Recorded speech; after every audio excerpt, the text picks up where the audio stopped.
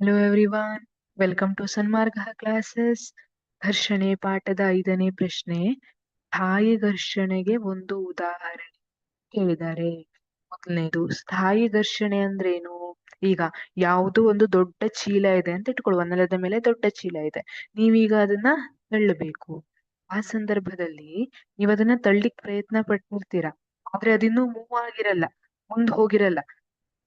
ಅವಾಗ ನಿಮ್ಗೆ ಒಂದು ಬಲ ನಿಮ್ಮನ್ನ ವಿರೋಧಿಸ್ತಾ ಇರುವಂತಹ ಫೀಲ್ ಆಗ್ತದಲ್ಲ, ಯಾವುದೋ ಒಂದು ನಡೀತಾ ಇದೆ ಅನ್ನುವಂತ ಫೀಲ್ ಆಗ್ತದಲ್ಲ, ಅದು ಸ್ಥಾಯಿ ಘರ್ಷಣೆಯನ್ನ ಸೂಚಿಸ್ತದೆ.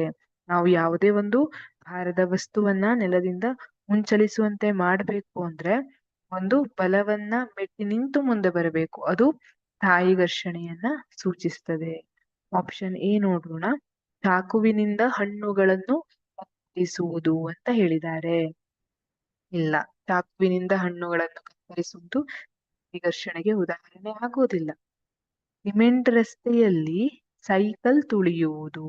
ಸಿಮೆಂಟ್ ರಸ್ತೆಯಲ್ಲಿ ಸೈಕಲ್ ತುಳಿಯೋದೇನಿದೆ, ಸೈಕಲ್ ತುಳಿತಾ ಇದ್ದೀರಿ, ಅಲ್ಲಿ ಮುಂದ್ ಹೋಗ್ತಾ ಇದ್ದೀರಿ. ಆ ಸೈಕಲ್ನ ಚಕ್ರ ಏನಿದೆ ಅದು ಉರುಳು ಘರ್ಷಣೆಯನ್ನ ಉಂಟು ಮಾಡ್ತಾ ಇದೆ.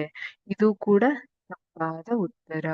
ಉರುಳು ಘರ್ಷಣೆ ಅಂದ್ರೆ ಗೊತ್ತಿದೆ ಅಲ್ಲ, ಯಾವುದೇ ಒಂದು ವಸ್ತು ಒಂದು ಮೇಲ್ಮೈನ ಮೇಲೆ ಉರುಳುತ್ತಾ ಹೋದಾಗ ಉಂಟಾಗುವಂತಹ ಘರ್ಷಣೆ, ಉರುಳು ಚಲನೆಯಿಂದ ಉಂಟಾಗುವಂತಹ ಘರ್ಷಣೆ, ಅದನ್ನ ಉರುಳು ಘರ್ಷಣೆ ಅಂತ ಕರಿತೀವಿ.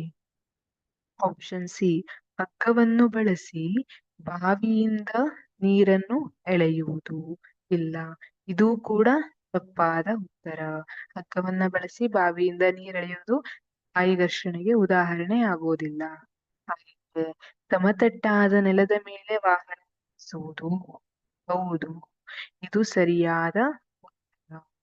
ಸಮತಟ್ಟಾದ ನೆಲದ ಮೇಲೆ ವಾಹನ ನಿಲ್ಲಿಸುವುದು ಸರಿಯಾದ ಉತ್ತರ. ಅಲ್ಲಿ ಸ್ಥಾಯಿ ಘರ್ಷಣೆ, ಇಲ್ಲಿ ಸ್ಥಾಯಿ ಘರ್ಷಣೆ ಉಂಟಾಗ್ತಾ ಇರತ್ತೆ. ಇನ್ನುದು ಚಲಿಸ್ಲಿಕ್ಕೆ ಪ್ರಾರಂಭವಾಗಿಲ್ಲ, ಅವಾಗ ಒಂದು ಘರ್ಷಣೆ ಇದೆ ಅಲ್ಲ, ಅದನ್ನ ಸ್ಥಾಯಿ ಘರ್ಷಣೆ ಅಂತ ಕರಿತೀವಿ. Thank you.